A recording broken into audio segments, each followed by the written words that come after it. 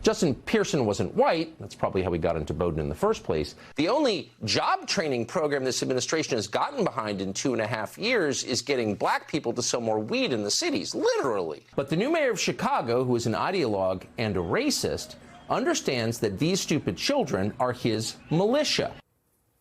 Tucker Carlson fired today. If you watch the show, you'd hear that a lot. And as we've reported, at the time of the segments, Carlson also was the most prominent leader on American television mainlining a conspiracy theory that attacks minorities, racial minorities, immigrants, and Jews. That's all about replacing white people.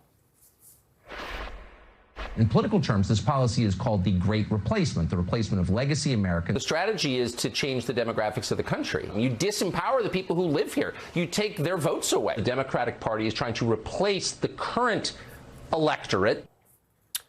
Professor Jason Johnson joins us for another important aspect of this. Jason, we went through how much this is connected specifically to those legal cases, as well as what I argued that I think some judges and some people holding the line care more about this and are stricter when dealing with something related to the overthrow of the government, as they should be.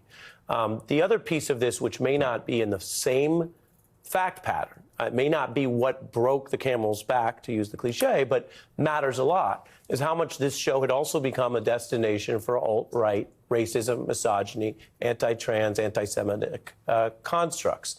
Where does that fit in for you today? That's the most positive outgrowth of Tucker Carlson being fired. There are lots of journalists that I don't agree with ideologically. There's lots of people whose programming I may not find interesting. But he was a direct menace and directly responsible for stoking racism and all sorts of vitriolic beliefs throughout his show. He referred to Middle Eastern people as monkeys. He referred to trans people as cancers. Part of the lawsuit against his whole show right now is about the rampant anti-Semitism behind the scenes in his show. And I want to add this, Tucker, because it's not just what you showed in that video, but I want to make this more personal. As a professional, Tucker Carlson consistently attacked black journalists, many at this network, including myself.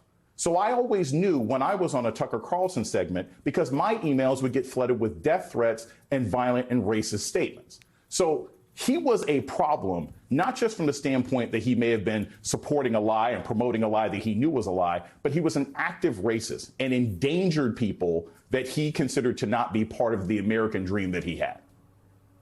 Appreciate you using the floor to address that.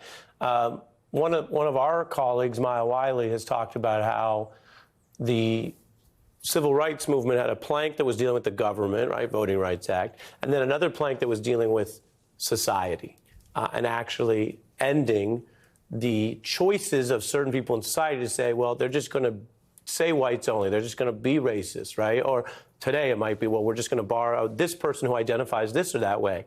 And that's a part of broadly understood the history of equality.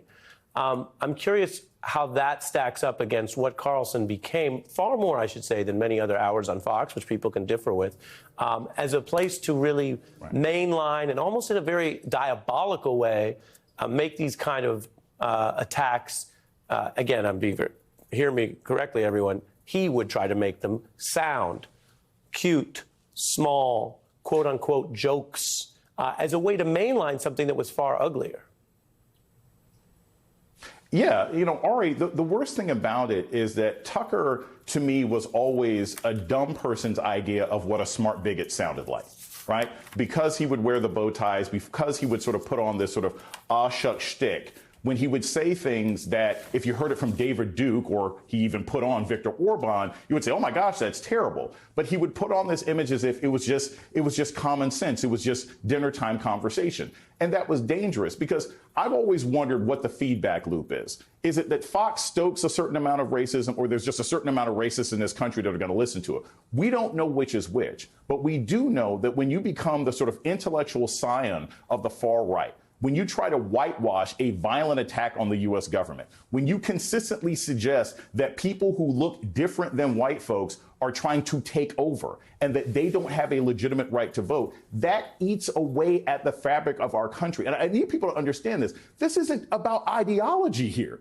This isn't about left or right or taxes. The man was consistently saying that black people don't deserve to be here. He had no use for African Americans or Jewish people or Hispanic people or anything else like that unless he was platforming their bigotry like he did with Kanye West when he was talking about Nicki Minaj and anti-vax. He only used people who were not white in order to promote bigotry.